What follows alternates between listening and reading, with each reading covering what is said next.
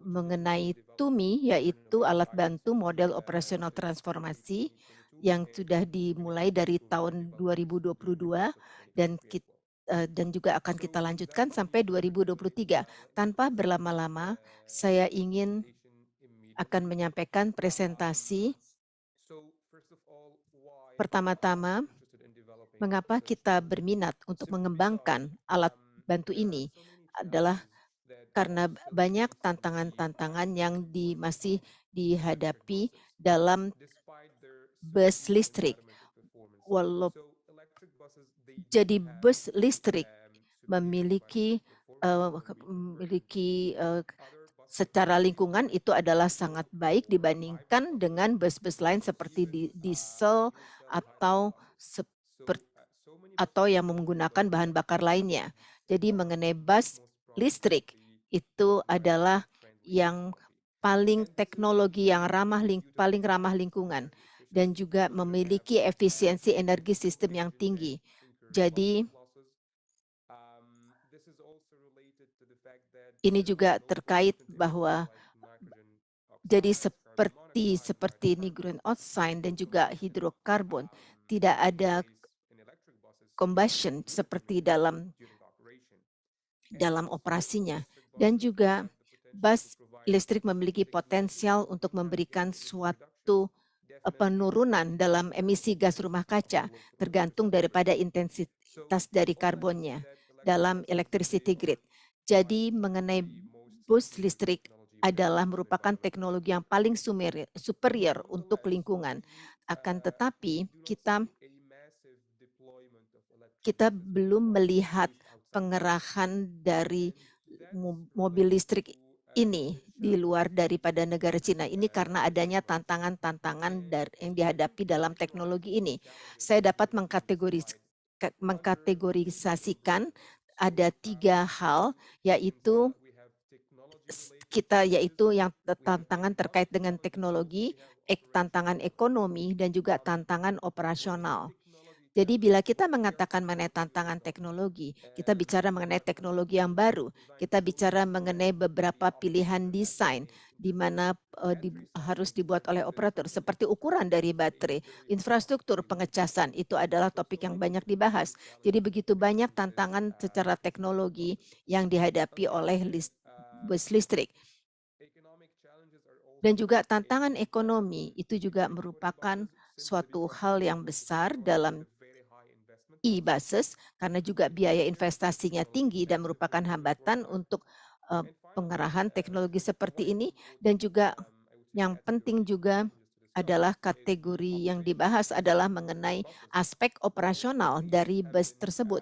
Armada tersebut telah mengoperasikan bus diesel sudah berpuluh-puluh tahun dan juga tapi untuk bus listrik mereka kekurangan keahlian dalam memeliharanya. Semua tantangan-tantangan tersebut ini dan juga membuat sulit untuk mengakselerasi penggunaan bus listrik. Seperti saya akan memperkenalkan mengenai TUMI e-bus tool yang membantu para operator menangani tantangan-tantangan ini dengan menggunakan TUMI e-bus tool. TUMI e-bus tool atau alat bantu TUMI e-bus itu akan digunakan untuk mengatasi masalah-masalah tantangan yang dihadapi. Bagaimana cara bekerjanya? Ini adalah deskripsi mengenai tool ini atau alat ini. Ini adalah data dan input khusus mengenai armada ini, mengenai velocity, mengenai jadwal, dan juga data operasional. Dan ini harus diinput ke dalam tool tersebut. Dan juga tool ini atau alat ini terdiri dari 3 bagian. Yang bagian pertama adalah tentang menilai mengenai kebutuhan energi dari armada tersebut. Jadi apa yang konsumsi energi untuk bus listrik ini dan bagaimana kita dapat menilainya. Dan yang langkah kedua adalah memahami mengenai operasi dari armada ini dari hari ke hari. Mengoperasikan bus listrik itu berbeda dengan mengoperasikan bus diesel.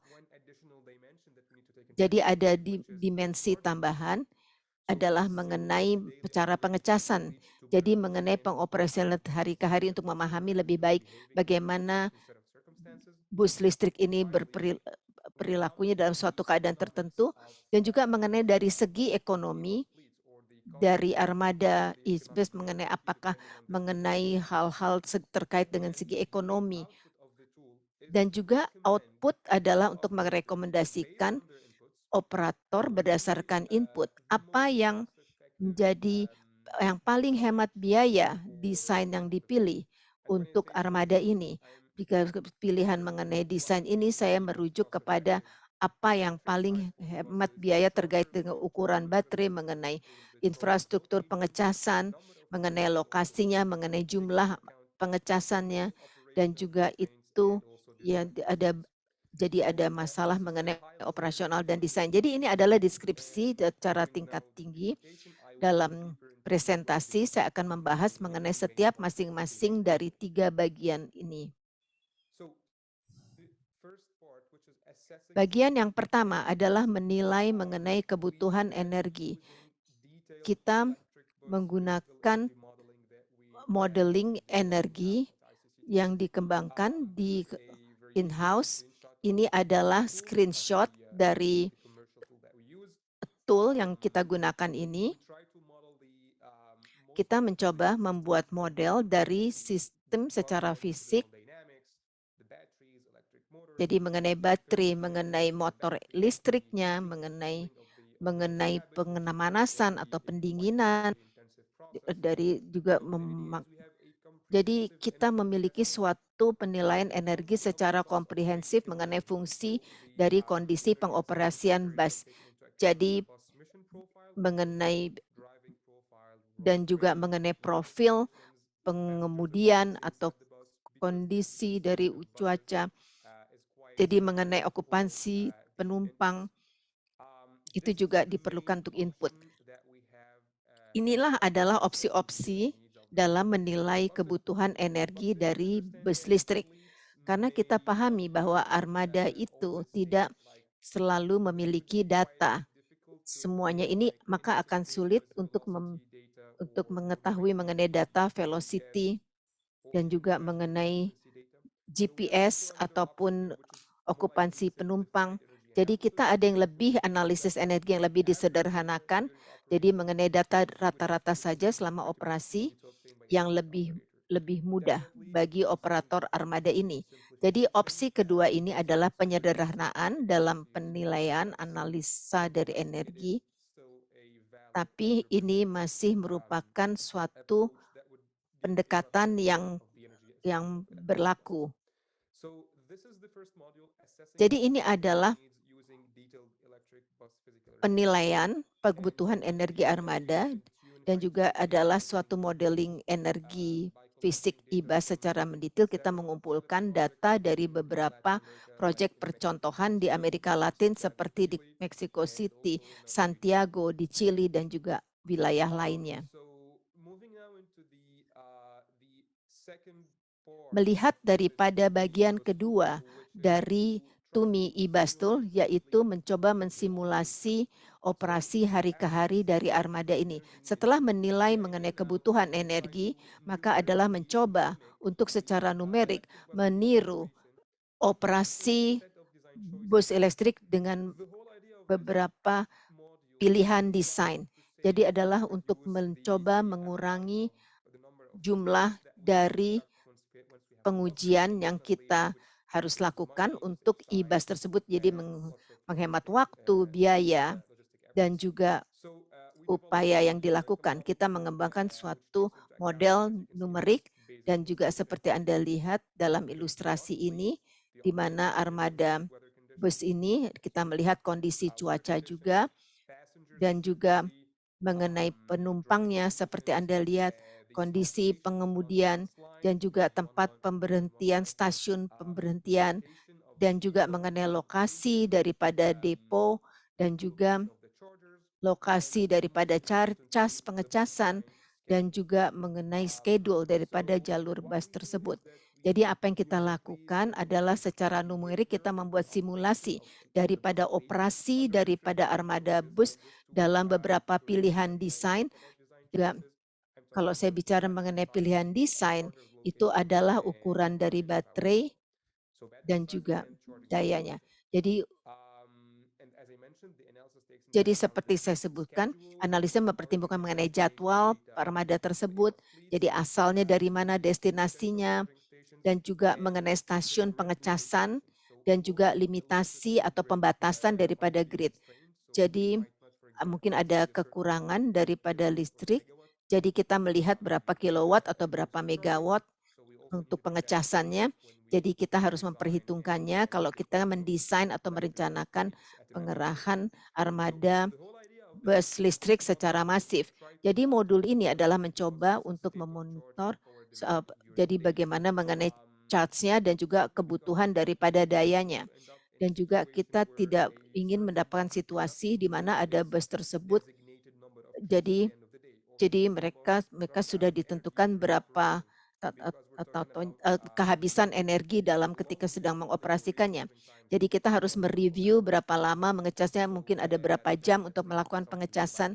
Jadi itu adalah, jangan sampai itu harus, menghambat operasi. Ketika kita sudah memiliki simulasi, jadi mengenai visibility teknis, mengenai pilihan desain ini, maka akan kita lakukan adalah kita membuat menyaring.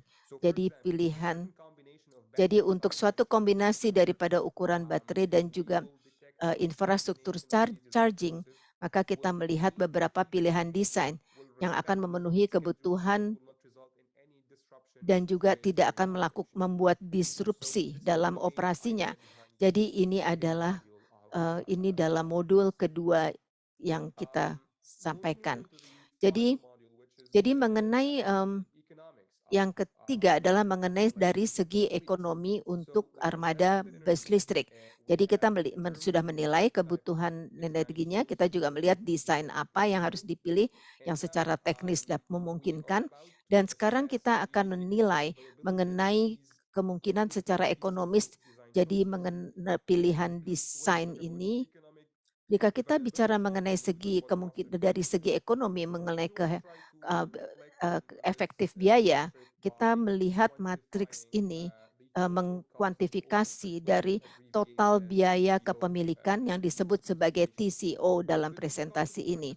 Jadi total biaya kepemilikan ini adalah suatu metodologi biaya dan metode yang komprehensif yang memasukkan semuanya biaya yang dikeluarkan oleh armada bus listrik dan juga energi, bahan bakar, dalam hal ini listrik, biaya pemeliharaan, infrastruktur, dan juga mengenai penggantian baterai, pemeliharaan, juga pajak kalau sampai ada, dan juga total biaya kepemilikan ini ataupun perhitungan ini kemudian dilakukan dari operator armada. Jadi untuk menyorot mengenai hal ini terutama di Amerika Selatan dan di India, kita menyadari bahwa jadi tidak ada operator ini tidak mengeluarkan suatu investasi tertentu, jadi modul ini bisa bisa digantikan, bisa juga dengan cara leasing dari bus tersebut, juga infrastruktur. Jadi operator mungkin tidak memiliki chargernya, jadi mungkin ada tersedia secara publik, jadi ini adalah model ini secara fleksibel tergantung daripada kebutuhannya. Tapi kita buatnya ini secara sekomprehensif mungkin, idenya adalah bahwa kita akan merekomendasikan setelah menghitung mengenai, total biaya kepemilikan, kita merekomendasikan mengenai pilihan desain yang paling hemat biaya. Dan kemudian kita melakukan perbandingan dengan TCO dari bus listrik dengan TCO dengan armada yang menggunakan diesel. Kita lihat, juga mengenai bagaimana, transisi secara aktif yang dapat yang paling baik dari diesel ke listrik. Jadi secara singkatnya, seperti yang saya sudah sampaikan, dalam menilai konsumsi energi kita kita melihat daripada kondisi operator seperti melihat mengenai data, mengenai udara, mengenai cuaca dan juga mengenai jadi kita melihat, untuk yang detail mengenai model kita juga melihat kan konsumsi energi dari bus tersebut. Ketika kita sudah melihatnya, maka kita membuat simulasi daripada operasi dari hari ke hari dari armada tersebut, maka kita perlu data seperti jadwal, seperti asal dari berangkatnya, di mana destinasinya, dan juga mengenai lokasi potensial untuk melakukan pengecasan. Dan juga ini adalah penting adalah jadi, ini jadi pada umumnya inilah yang merupakan hambatan sesudah kita ketahui maka kita dapat jadi bisa membuat pilihan desain yang memungkinkan juga kita melihat ukuran dari baterai dan juga, infrastruktur pengecasan dan juga kita menghitung mengenai total biaya kepemilikan dan juga kita kita melihat daripada lokasinya, eee, un un dan juga melihat pemeliharaan dibandingkan dengan biaya juga dan juga bagaimana biaya dari diesel juga kita. Jadi pada akhirnya juga, jadi tujuannya dari, tool ini adalah desain yang paling baik, paling hemat, jadi dalam berpindah dari diesel ke listrik dengan memperhitungkan semua, eee, teknologi ini.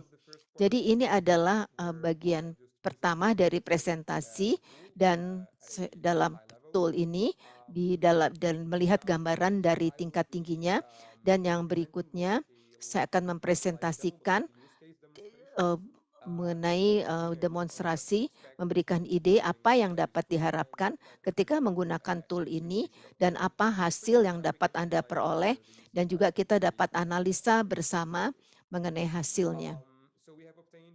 Jadi kita sudah ada data yang kita peroleh dari operator listrik bus dari Amerika Latin, di mana, pada saat ini harus kita jaga kerahasiaannya.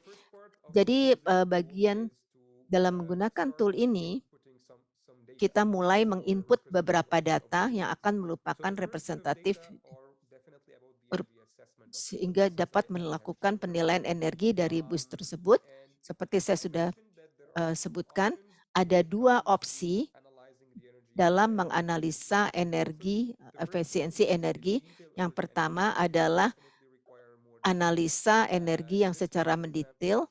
Dalam hal ini, yang paling penting inputnya adalah mengenai profil jadi mengenai kilometernya dan juga kalau data ini tersedia maka kita dapat lakukan analisa mengenai energinya dan juga mengenai okupansi penumpang dan juga ini mungkin lebih mudah diperoleh. Jadi ini adalah, mmm, jadi kita harus mencoba untuk melakukan juga profile mengenai velocity-nya.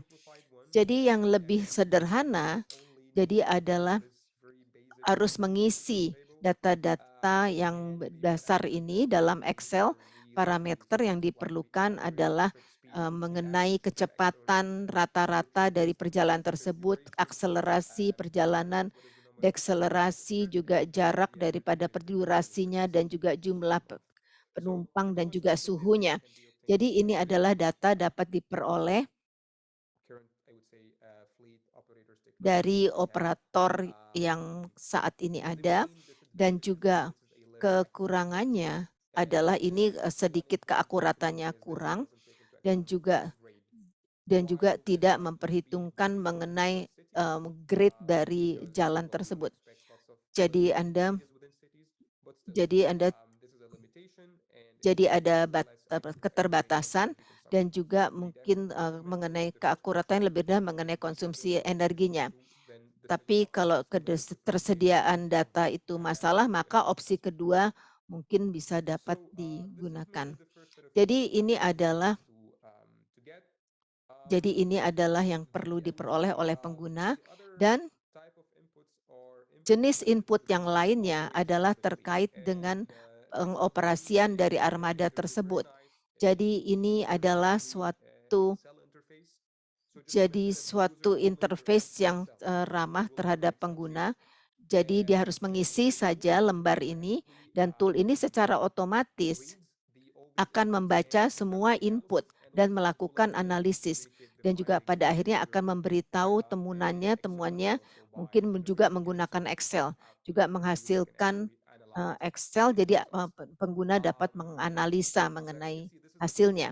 Jadi ini adalah screenshot dan Anda melihat ada beberapa, eee, data lewat, Excel dan juga ini, jadi ini adalah data secara umum dan juga jadi ada jumlah berapa bus yang ada dalam armada tersebut, jadi juga berapa banyak, jalur dan berapa banyak orang yang terlayani dalam jalur tersebut, juga dan juga tempat pemberitaan yang utama. Jadi itu mungkin jadi jadi bis jadi mungkin tidak mungkin memberikan, semua data kalau tempatnya sibuk, tapi hanya di tempat, main, stop station yang utama. Jadi dari mulai awal sampai akhir, di mana ada jadi kalau stasiun yang besar itu mereka bisa melakukan pengecasan. Jadi berdasarkan pengalaman kami, antara stasiun awal sampai akhirnya, biasanya ada satu atau 2 stasiun utama, di mana ini dekat dengan jalur kereta api ataupun pusat komersial. Selain daripada hal-hal yang mendasar, seperti kapan dimulainya dan juga ada hal-hal teknis lainnya. Hal-hal yang paling penting, input yang paling penting adalah jadwal daripada armada tersebut. Biasanya untuk armada, biasanya bisa mudah dimasukkan mereka karena mereka mengontrol jadwal dari bus-bus mereka. Berdasarkan input dari file yang sebelumnya atau Excel yang sebelumnya, maka ini adalah akan secara otomatis dihasilkan. Jadi mengenai waktu kedatangan, waktu berangkat itu bisa diisi oleh pengguna. Jadi kalau ini adalah bus ID nomor satu, mereka dapat mengisi jumlahnya, trip bolak-baliknya ada 4 kali, itu berangkatnya jam 6 pagi, tibanya jadi berangkatnya ada jamnya disebutkan, jadi itu disebutkan sampai akhir dari hari tersebut. Jadi ini adalah hal input yang penting karena kita perlu memahami bagaimana dalam penilaian energi dan juga, desain mengenai tool ini.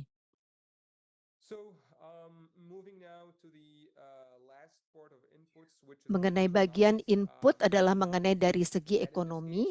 Jadi dalam hal ini tool ini atau alat ini sudah mencakup begitu banyak data default. Jadi seperti Anda lihat di sini mengenai analisis mengenai total biaya kepemilikan, jadi adalah energi dan juga semua data ini sudah ada, tapi jadi kalau ada data yang lain tentu akan lebih baik lagi. Jadi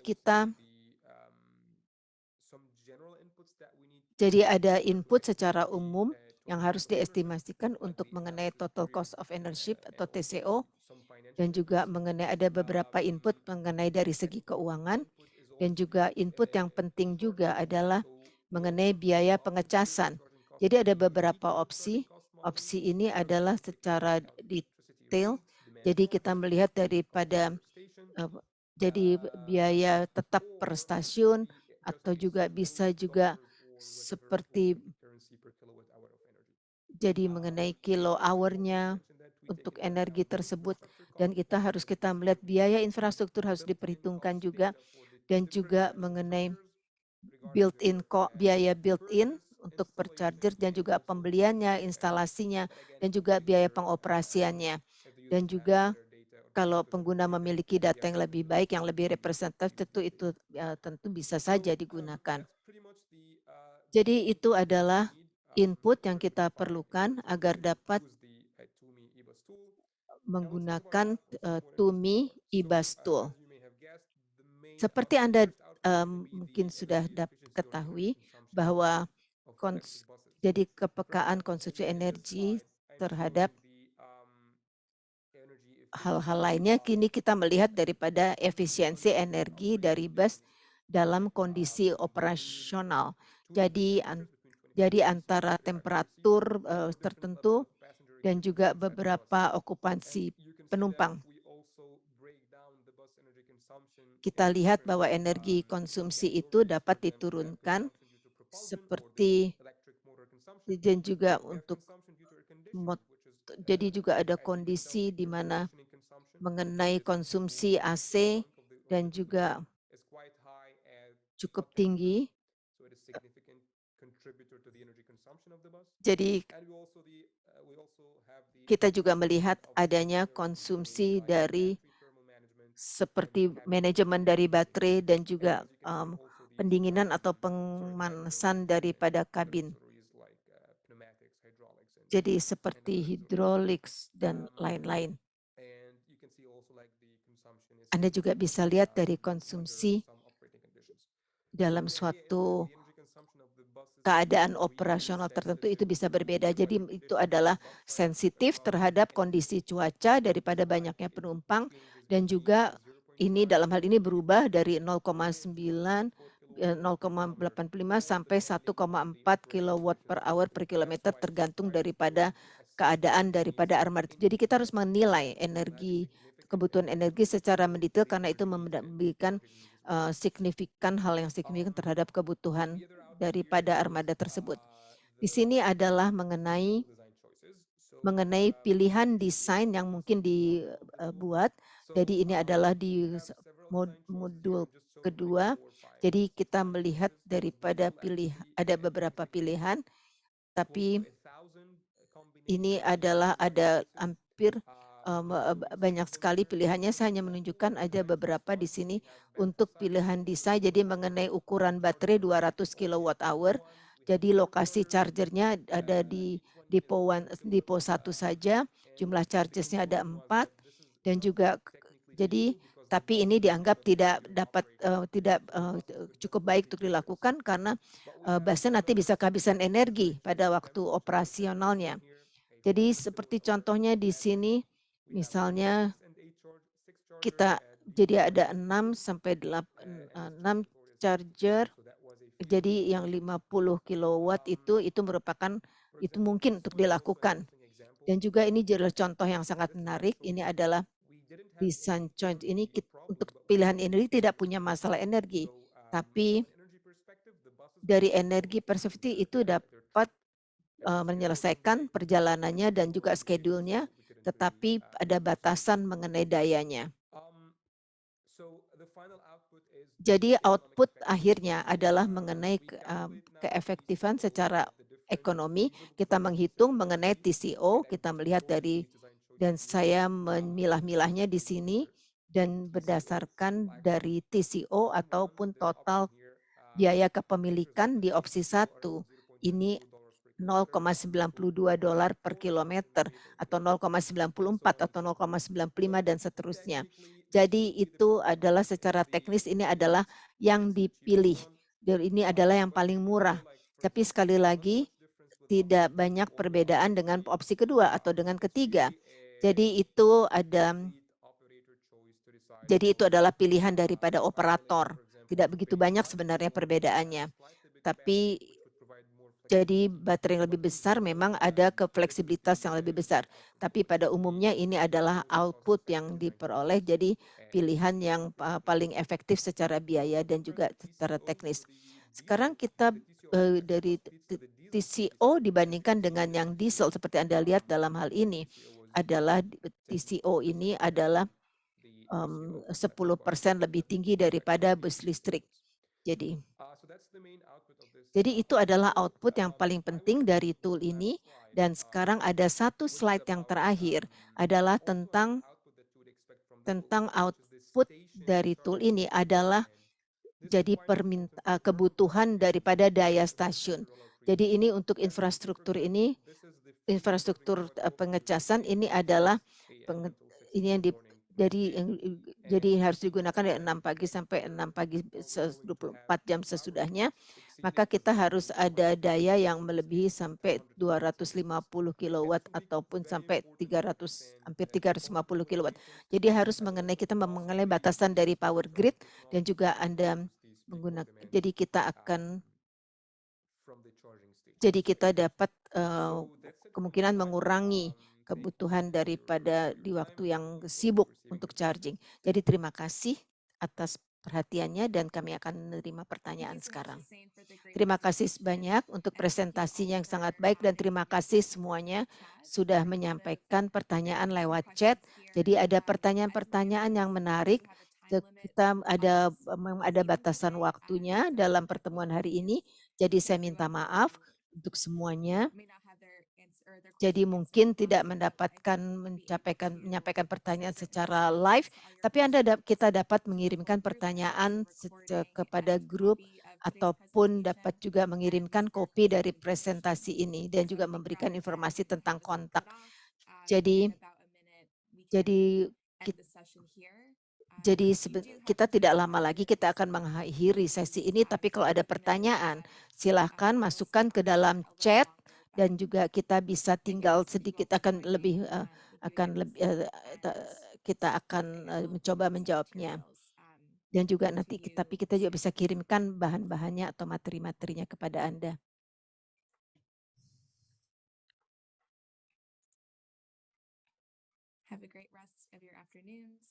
Selamat siang semuanya. Terima kasih.